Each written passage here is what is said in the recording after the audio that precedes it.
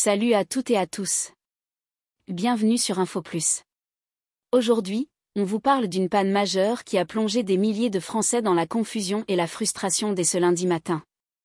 Une panne nationale qui concerne l'une des plus grandes banques du pays, la Caisse d'épargne.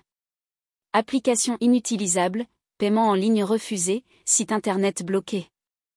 Vous êtes très nombreux à avoir été touchés, et dans cette vidéo, on revient ensemble sur ce qu'il s'est passé, quelles sont les causes probables, et quelles précautions prendre dans ce genre de situation. Restez avec nous jusqu'à la fin, car on vous partage aussi les droits des clients en cas d'incident bancaire. Il est 9h du matin ce lundi 5 mai 2025, lorsque les premiers signalements affluent sur les réseaux sociaux et sur le site Down Detector. Des milliers de clients de la Caisse d'épargne se plaignent d'une panne généralisée. Impossible de se connecter à l'application mobile. Le site affiche des erreurs techniques. Des paiements en ligne sont refusés. Et même des virements ou validations d'achat sont bloqués. L'agacement monte rapidement. Les témoignages se multiplient. Je n'arrive pas à me connecter à mon compte, ni sur l'app ni sur le site, raconte Anne, cliente en Île-de-France. Je devais faire un virement pour payer une facture ce matin, tout est bloqué, ajoute Karim à Marseille. Autant dire que pour commencer une semaine, c'est loin d'être l'idéal.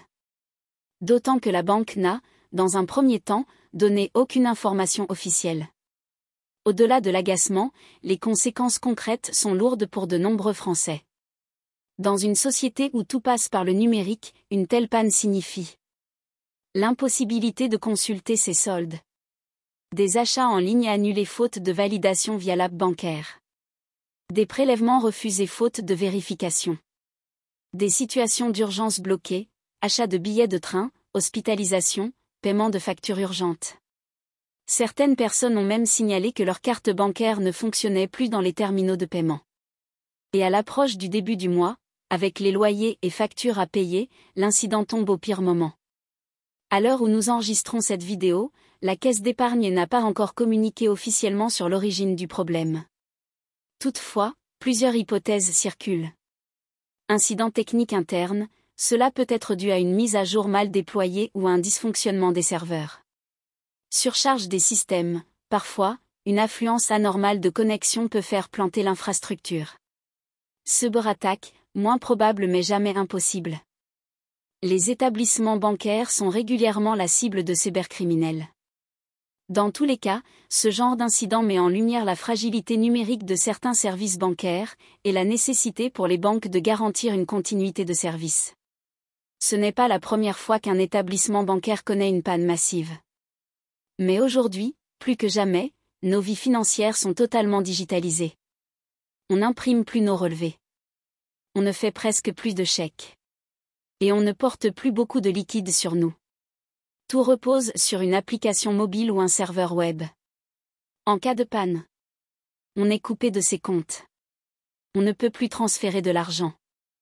On est vulnérable, car on ne sait même pas ce qui se passe. C'est pourquoi ces pannes créent une forme de panique silencieuse, car elles touchent directement à notre autonomie financière.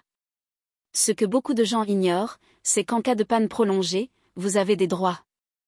Vous pouvez réclamer un dédommagement si vous pouvez prouver que la panne vous a causé un préjudice, achat raté, frais bancaires injustifiés, ou pénalité de retard. Vous avez également le droit de changer de banque sans frais, surtout si les incidents se répètent. Et surtout, vous pouvez faire une réclamation officielle auprès de la banque, et même saisir le médiateur bancaire si vous n'obtenez pas de réponse. Voici quelques bonnes pratiques pour se protéger face à ce type d'incident.